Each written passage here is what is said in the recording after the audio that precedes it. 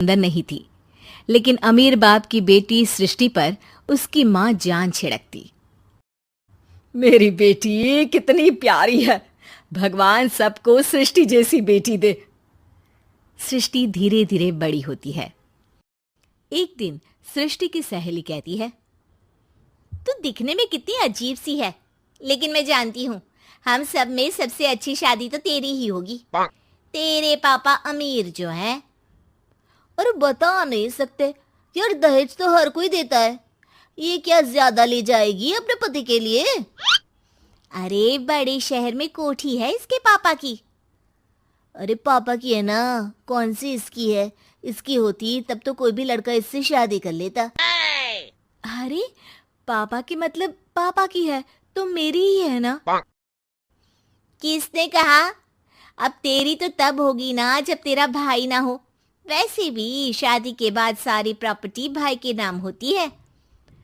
सृष्टि समझ जाती है कि उसे किसी भी हालत में माँ बाप की सारी प्रॉपर्टी को अपने नाम करना है, लेकिन कैसे? एक दिन सृष्टि का भाई शीनू कहता है, बहन क्या कर रही है? तुझसे एक बात करनी है। अरे हाँ हाँ करना, मैं तो तेरी बहन हूँ। बहन मेरी लाइफ में ना एक लड़की है, बहुत अच्छी है। मैं सोच रहा हूँ माँ और पापा से बात करूँ शादी के लिए। सृष्टि को समझ में आ जाता है कि भाई की शादी होते ही भाभी उसे एक दिन भी घर में बर्दाश्त नहीं करेगी। क्या बात है भाई, बताना कौन है वो? यार वो बहुत अच्छी लड़की है, पढ़ी लिखी है, मेरे साथ जॉब भी करती है। बस एक प्रॉब्लम है। प्रॉब्लम? क्या प्रॉब्लम है भाई? यार वो शादीशुदा है, लेकिन उसके पति ने उसे सिर्फ इसलिए छोड़ दिया क्योंकि उसके माँ बाप दहेज नहीं दे पाए। सृष्टि ये सुनकर न जाने क्यों खुश हो जाती है। अरे भाई तो क्या हुआ, लड़की तुझे तो पसंद है ना? शीनू को लगता है कि बहन उसे समझ रही है। वो इस बात से अनजान होता है कि उसकी बहन की मंशा पूरा घर हड़पने की है। सृष्टि अपनी माँ से कहती है, मम्मी मुझे तो बहुत चिंता है। पता है शीनू क्या कर रहा है? अरे क्या कर रहा है? वो तो काम पर जाता है और वापस घर आता है। नहीं ना माँ, वो यही तो नहीं कर रहा, बाकी सब कर रहा है। आपको पता है उससे प्यार है, और वो भी एक शादीशुदा लड़की से। ये क्या हो गया? मैं सोसाइटी में क्या मुंह दिखाऊंगी? अरे तेरे पापा तो यही कहेंगे कि मैंने ही उसे बिगाड़ दिया है। माँ देखो, मेरी बात मानो, पापा पर भी विश्वास करने की जरूरत नहीं है। अब आप ही बताओ, पापा इतनी देर घर के बाहर रहते हैं क्यों? बोलो। अरे बेटा वो तो नौकरी करते हैं ना। तू बहुत भोली है माँ। पापा का ऑफिस तो 7 बजे खत्म हो जाता है, लेकिन देखो कितनी देर से आते हैं। अरे नहीं नहीं बेटा, ऐसी कोई बात नहीं है। सृष्टि माँ को एक औरत से बात करते पिता की फोटो दिखाती है। देखो माँ, कैसे हैं पापा? मैं ना कहती थी कि पापा सही नहीं है। मैं तेरे पापा से बात करूंगी, दे फोटो मुझे। ओ माँ, वो तो डिलीट हो गई। लेकिन चल, तूने तो देख लिया ना। पापा से बाद में बात कर लेना, और हाँ, मेरा नाम बिल्कुल मत लेना। हाँ माँ। अब क्या था, सृष्टि के माँ और पिता के बीच झगड़ा होना शुरू हो जाता है। सृष्टि के मन में क्या चल रहा था कोई नहीं जानता था। एक दिन, माँ सृष्टि के लिए एक लड़का देखा है, वो लोग शाम को उसे देखने आने वाले हैं। और हाँ माँ, एक खुशखबरी, मैं और पापा मिलकर एक नया बिजनेस ट्राई कर रहे हैं। शाम को लड़का आता है, सांवले रंग का। सृष्टि को तो बिल्कुल भी पसंद नहीं आता।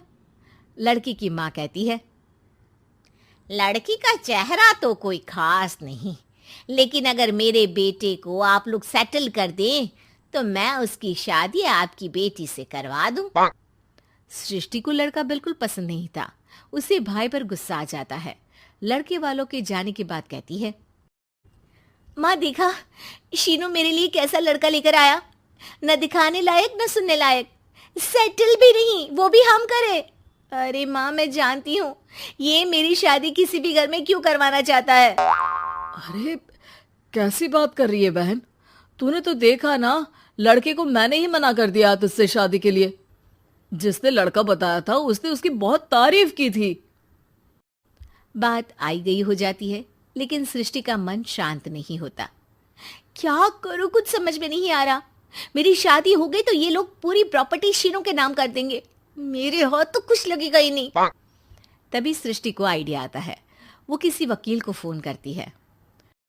जी देखिए, अगर आपके मम्मी पापा का तलाक हो जाता है तो आपके पिता की आधी प्रॉपर्टी आपकी माँ के नाम हो जाएगी।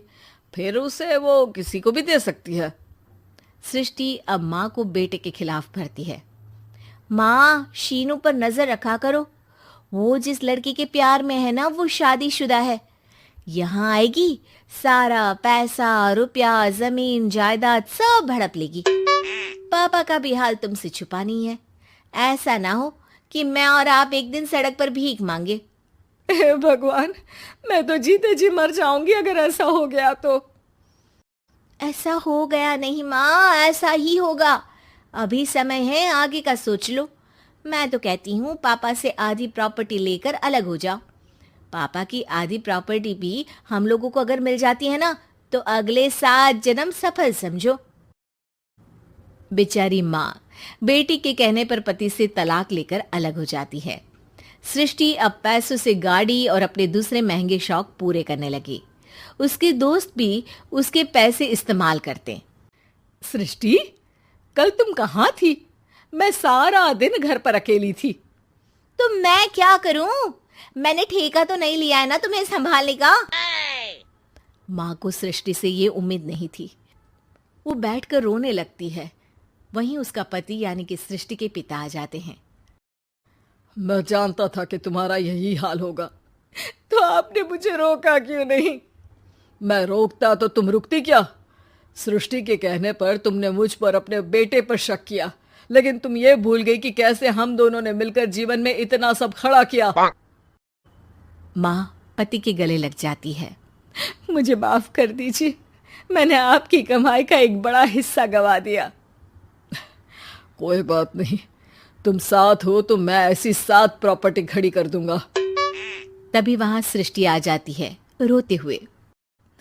माँ, मयंक ने मुझे छोड़ दिया।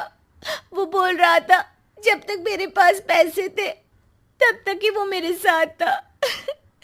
पापा, माँ, मुझे माफ कर दीजिए।